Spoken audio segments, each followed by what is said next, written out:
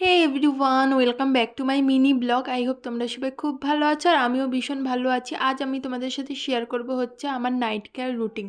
যখন আমি বাইরে দিয়ে আসি তখন আমি Dot and Key watermelon face ওয়াশটা দিয়ে ভালো করে মুখটাকে ওয়াশ করে নিই, তারপরে একটা ক্লিন টাওয়াল নিয়ে মুখটাকে ভালো করে মুছে নিই।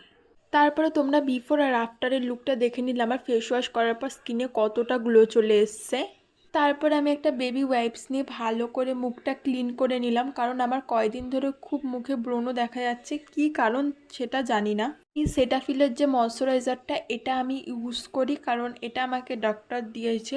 কয়দিন ধরে এত ব্রণ দেখা যাচ্ছিল, তার জন্য আমি ডক্টর দেখেছি, ডক্টরই আমাকে দিয়েছে।